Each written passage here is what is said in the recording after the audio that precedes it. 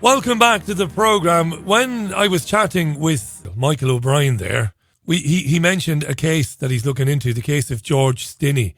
George was an African-American kid in Carolina, and back in 1944 he was executed in the electric chair for something he did not do.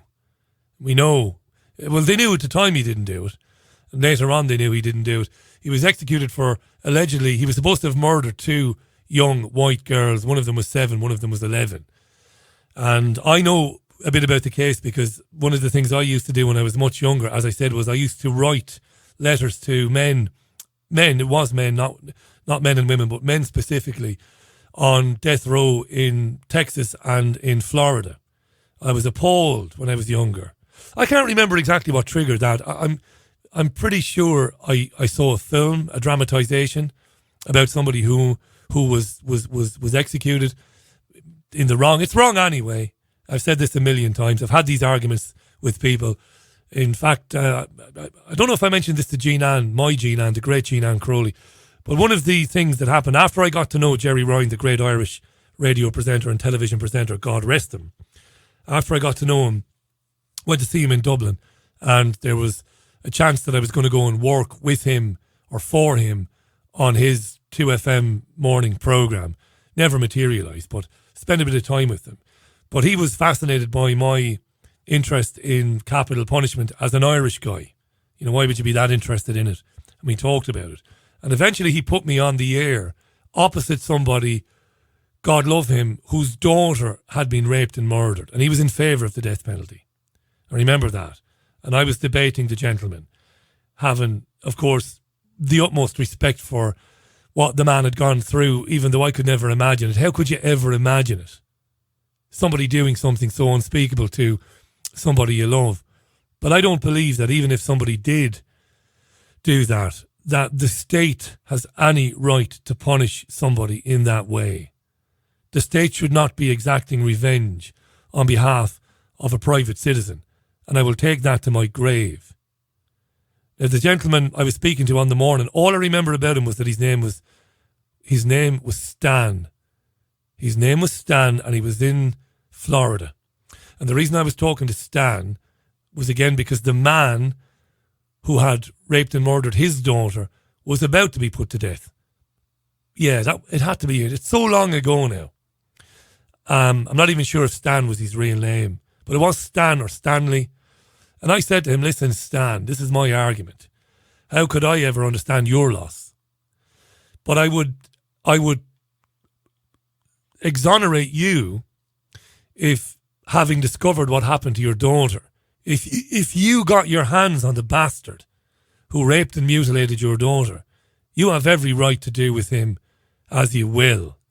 And when I say you have every right to do with him, 2 wrongs don't make a right, I would forgive that if I was the judge.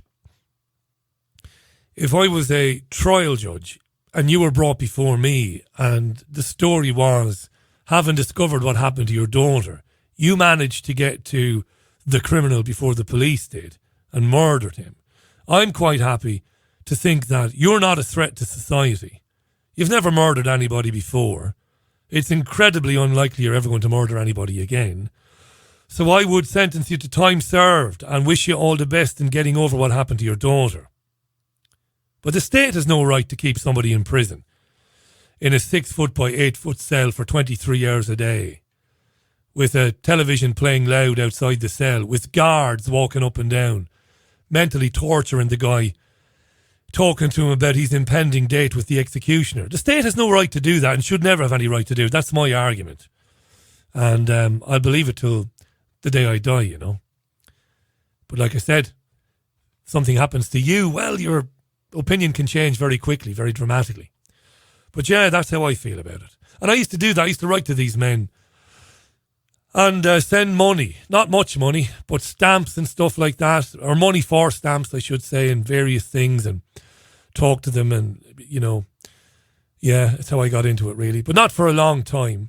And sadly, I don't have any of those letters anymore. They were lost in transit over the years. But back to, I'm meandering now, as I am prone to do. Back to George Stinney. George never killed these 2 young girls. He was 14 and he was tiny. He was very, very small for his age. He was undernourished and very, very small, very tiny. And it was absolute kangaroo court stuff. And they executed this poor kid. And Louis Gossett Jr. made a film about it. It's called Carolina Skeletons. And it was made for TV, but I'm pretty sure you'll be able to get a copy of it if you felt like watching it. Very hard to watch. Very hard to watch. Because the scene where young George is brought into the execution chamber is very, very graphic. It's dreadful. And the young boy who played him in the film is a brilliant actor. It's dreadful stuff. That's what went on, you see. One or two of you, I'd love to get your opinion on that, you know, especially my US-based listeners. The program has got a very healthy listenership in the United States. Tens of thousands of people tune in from various parts of the United States on a daily basis. So I'd be interested on your own take on it, you know.